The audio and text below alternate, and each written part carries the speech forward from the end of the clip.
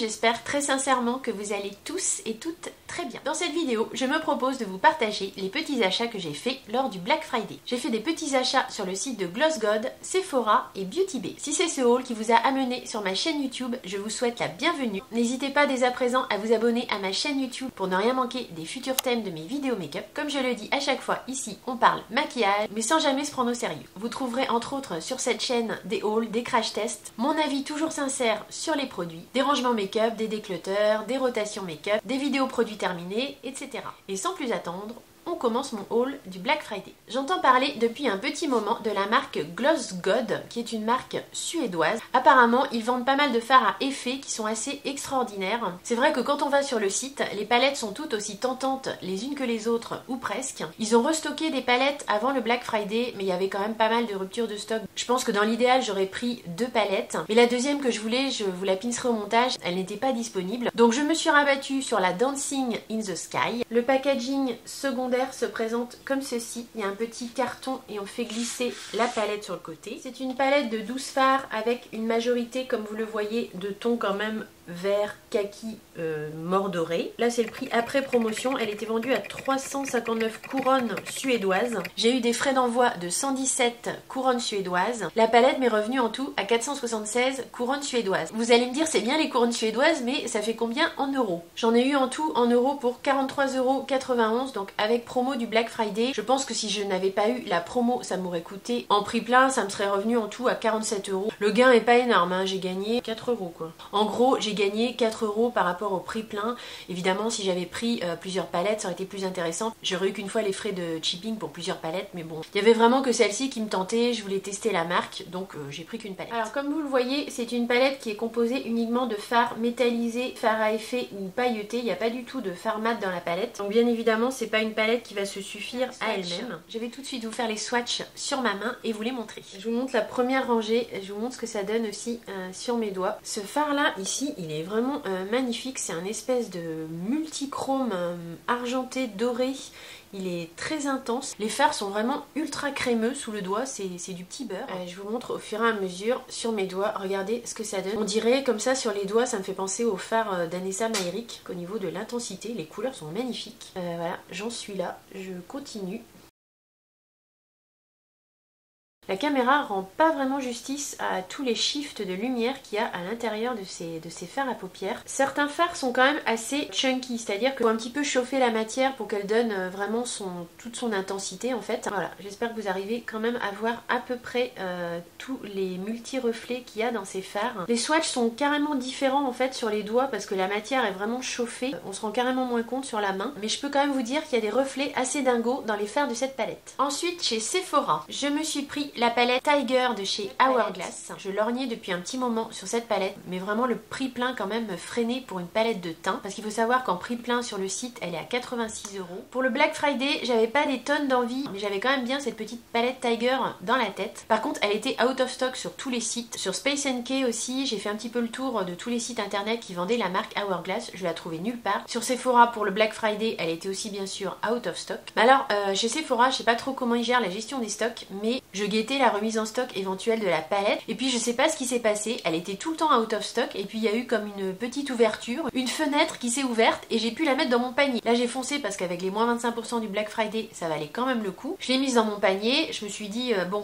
est-ce que ma commande va pas être annulée? Et puis non, j'ai bien reçu la palette. Le packaging secondaire se présente comme ceci. Alors a priori, d'après ce que j'ai compris, c'est une édition limitée. Et une partie des bénéfices liés à ces palettes, il y en a plusieurs, je crois qu'il y en a 4 en tout. La éléphant, la papillon, il me semble qu'il y en a une autre, 3 ou 4, je sais plus. En tout cas, une partie des bénéfices est reversée à une association pour les animaux. Donc ça, je trouve que c'est plutôt sympa. Et pour ce qui est de la palette, elle se présente comme ceci. Le boîtier est métallisé. Vous avez derrière la description des fards qui sont à l'intérieur. Voici comment elle se compose. Moi je la trouve vraiment magnifique. Je vous fais les swatchs tout de suite pour qu'on se rende compte un petit peu mieux des couleurs. Voilà ce que ça donne au niveau des swatchs. Chez Hourglass, comme toujours, les poudres sont fines et très lumineuses. Le bronzer ici, je pense qu'il ira très bien à ma carnation. Moi c'était vraiment cette harmonie de teintes là qui me plaisait le plus dans les palettes. J'étais notamment très attirée par les teintes cuivre orangées. Je regrette absolument pas mon choix. Toujours chez Sephora, j'ai profité du Black Friday pour me prendre des pinceaux eyeliner de la marque Zoé. Zoeva. Ce sont les pinceaux Wing Liner numéro 317. J'en ai pris 3 et je les ai eus à 10 € au lieu de 12,50 €. Apparemment c'est la Rolls des pinceaux pour faire des traits de liner, donc j'ai eu envie de tester. Le pinceau est extrêmement bien emballé comme vous le voyez, c'est très joli. Bon, c'est un peu du suremballage, on est d'accord, mais c'est quand même très joli. Il y a un joli carton avec une rose. Le pinceau est protégé par un petit papier. C'est un pinceau eyeliner, mais comme vous voyez, la tranche est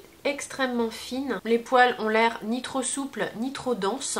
Je pense effectivement que ça doit bien aider à faire de beaux traits de liner. Avant-dernier produit chez Sephora, je me suis pris la poudre Easy Baked de Huda Beauty. C'est une poudre que je n'ai jamais testée et je n'en entends que des louanges. Vous la connaissez probablement, le packaging secondaire se présente comme ceci. Je l'ai prise dans la teinte rose, vous savez, c'est la teinte Cherry Blossom Cake. Je vais pas pouvoir trop la pencher parce qu'en fait... je vais m'étouffer. Y a plein de poudre en fait qui est sortie du tamis. Alors je sais pas, je pense que c'est pendant le transport. Il y a plein de poudre là en superficie sur le tamis. Si je la penche, tout va tomber. C'est une poudre qui sent bon en fait. Il y a une... Quelle est l'odeur? Je saurais pas trop vous décrire l'odeur. En tout cas, ça sent très bon. Elle est bien remplie, comme vous voyez. Hein. Je pense pas que ce soit un problème de remplissage de la poudre. Je pense qu'elle a été un peu secouée pendant le transport. J'espère que le tamis est pas abîmé. Je vois pas trop comme ça, mais pas l'impression, parce qu'il y a tellement de poudre dessus que je peux pas trop voir. Je verrai ça lorsque je ferai les premiers tests. Je trouve quand même dommage qu'ils mettent pas une petite protection plastique sur le tamis pour justement qu'il n'y ait pas ce type de problème. Dites-moi vous, si vous avez cette poudre, comment elle était emballée? Est-ce que vous avez eu ce même problème à la réception du produit?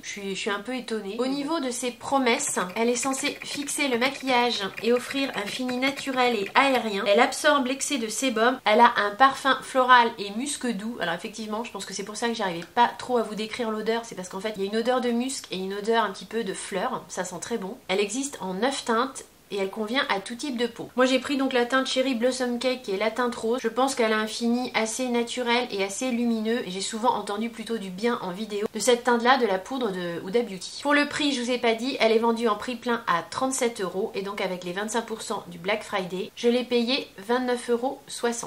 Et comme ça faisait un petit moment que j'avais envie de la tester, je me suis dit que c'était le moment. Dernier produit que j'ai pris au Black Friday chez Sephora, j'ai pris un rouge à lèvres de Natasha Denona de la collection My Dream.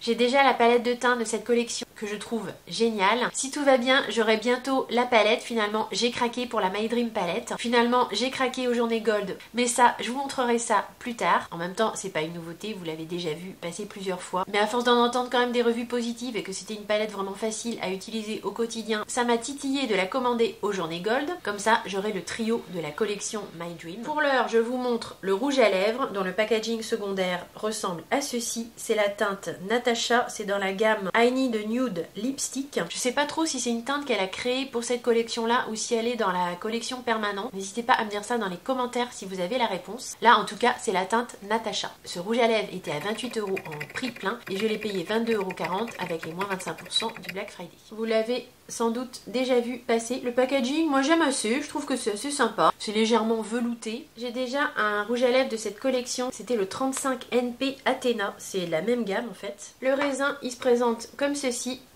C'est donc la teinte Natasha. C'est un joli nude mat, un petit peu satiné quand même, j'ai l'impression. Il est très beau. Je vais faire le swatch de l'autre à côté pour comparer. Voilà le swatch du rouge à lèvres de la même gamme mais en teinte Athena.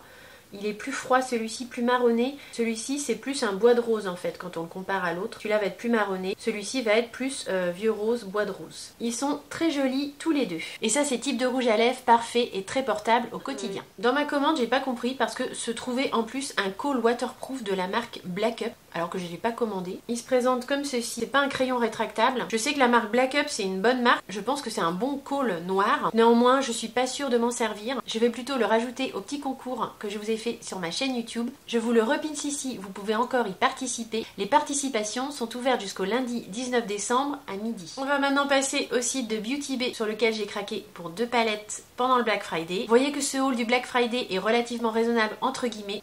Je pense que la vidéo sera pas trop longue pour une fois. J'ai craqué pour la grande palette neutrale. Pareil, ça faisait un petit moment que je lorgnais dessus. À un moment donné, elle était dans un bundle avec une autre palette. Ça avait été très bien soldé. J'ai regretté un petit peu de ne pas l'avoir prise à ce moment-là. Du coup, je l'ai prise toute seule, sans la petite palette qui va avec. Je sais pas à combien elle est actuellement sur le site de Beauty Bay. Comme ils font des promos tout le temps, ça change tout le temps. Moi, je l'ai acheté 25 €. J'ai eu une réduc, mais je sais plus exactement laquelle. Je crois que c'était avec le code de Marion Caméléon. J'ai dû avoir un Marion 10. Et il y avait peut-être déjà une remise Black Friday. Enfin bref, je l'ai eu pour 25 €. Super emballage comme toujours chez Beauty Bay. La palette est très grande mais a un packaging assez simple. Vous avez juste le B ici de Beauty Bay qui est légèrement en relief. Après c'est des teintes, comme l'indique la palette, c'est des teintes neutres. Toujours bien sûr un petit blister de protection. Et la palette qui est quand même assez énorme puisqu'il y a 42 fards se présente comme ceci. Elle est vraiment canon. J'ai déjà la palette nude de cette collection là, mais c'est pas tout à fait la même color story. Celle-ci, elle est plutôt dans des tons un petit peu rose, prune, des marrons qui tirent un petit peu vers le violet. C'est une tonalité quand même, je trouve, de couleur assez froide, hein. Je pense qu'on peut dire ça. Je vais essayer de vous montrer les deux côte-côte par rapport à la nude. Bon, vu la taille des palettes, c'est pas facile du tout. C'est sûr, ça reste les deux palettes des couleurs assez neutres et super portables au quotidien. La nude en haut, elle est quand même plus vers des tons marronnés, des tons un petit peu chauds, des ocres. La neutrale, elle, comme je vous dis, elle tire quand même plus vers des tons froids, violacés, roses et prunes. Ça fait pas doublon en fait parce que la nude elle a pas du tout de ton rose ni prune, elle reste vraiment dans les marronnés, les jaunes, les ocres et les gris en fait. Donc au final ce sont pas les mêmes color story de palette. Je ne vais pas faire les swatchs des 42 teintes, je pense pas que ça ait un grand intérêt pour vous. Si je les trouve sur internet je vous les incruste au montage. Je vais quand même néanmoins swatcher pour le plaisir quelques lumineux, vous vous en doutez. Et on va voir un petit peu comme ça ce que cette palette a dans le ventre. J'étais en train de faire les swatchs de la palette là et je me disais mais franchement pourquoi aller acheter des palettes Natasha Denona à Wet quand on voit les lumineux des fards Beauty Bay et le prix, à chaque fois je le dis mais c'est vraiment hors concours quoi. Regardez les swatchs de cette palette. Et là c'est un passage, hein. J'ai pas fait 36 000 passages pour swatcher les fards. Ils sont mais magnifiques. Ils sont crémeux, la poudre est fine.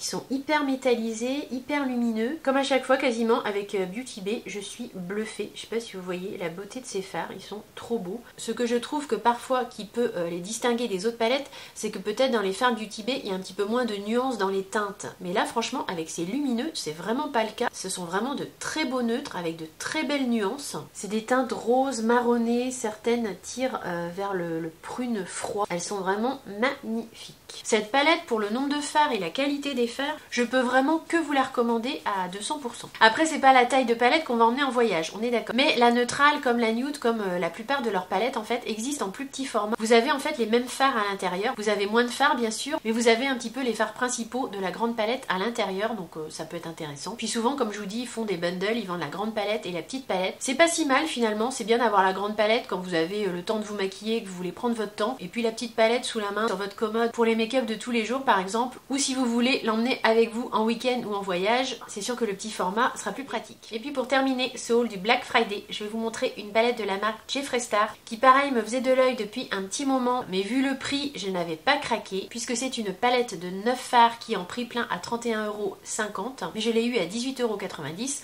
au moment du Black Friday. Il s'agit de la Star Ranch palette, donc c'est une palette de Jeffree Star, c'est la Ranch mini palette. La qualité des fards Jeffree Star est quand même en général toujours au rendez-vous. Le packaging primaire se présente comme ceci. Et voilà ce qu'il en est donc de la Color Story. Ce qui me freinait un peu dans l'achat de cette palette, c'est qu'il y a quand même pas mal de bleus. Notamment celui-ci. Alors il ressort pas du tout à la caméra comme en réel. À la caméra, vous voyez un bleu turquoise, mais en fait c'est un bleu, c'est pas du tout un bleu... Enfin si, c'est un bleu turquoise, mais il est beaucoup plus marqué en réel que ce que vous voyez à la caméra. C'est un bleu turquoise mais assez électrique. Et moi je ne mets absolument pas ce genre de bleu sur mes yeux parce que ça, je trouve que ça ne me va pas du tout. Donc en prix plein, c'est sûr que j'aurais pas craqué. Mais on va dire que si on enlève ces deux couleurs là, j'étais quand même bien attirée par le reste des teintes de la palette, ainsi que par la Color Story générale, mais c'est juste que moi le bleu, ça me va pas super bien aux yeux. Sans plus attendre, je vous fais les petits swatchs de la palette. Voilà ce que ça donne au niveau des swatchs. La qualité des fards est très bonne, il n'y a rien à dire. Après, si on veut comparer par exemple à du Beauty Bay, je suis pas sûre que ce soit meilleur. Probablement au niveau des mats, mais au niveau des lumineux, je pense que les fards Beauty Bay n'ont pas grand chose à envier aux fards Jeffree Star. J'aime beaucoup le vert ici, j'aime beaucoup les teintes marronnées ici. Après, comme je vous disais, ces bleus là, en tout cas ces deux là, c'est quasiment sûr que je m'en servirai pas. Je pense que c'est une petite palette qui peut être utilisée assez facilement au quotidien. Voilà ce qui vient conclure mon haul et mes achats du Black Friday. Je ne sais pas si on peut le qualifier de petit haul, mais je pense que la vidéo ne sera pas trop longue. J'espère très sincèrement néanmoins qu'elle vous aura plu. Si tel est le cas, bien sûr, n'oubliez pas le petit like, le petit thumbs up qui comme toujours fait super plaisir. Bien sûr, tous ces hauls feront l'objet de crash tests podcast make-up. Donc si ce n'est pas déjà fait, n'hésitez pas d'ores et déjà à vous abonner à ma chaîne YouTube pour ne rien manquer des futures aventures make-up. Je poste en général 2 vidéos par semaine, une de façon sûre le dimanche matin à 9h et l'autre, si mon emploi du temps me le permet, le mercredi à 9h également. Il ne me reste plus qu'à vous faire de gros bisous, j'ai très hâte de vous retrouver dans la prochaine vidéo. Je vous dis à très vite, bisous, bye.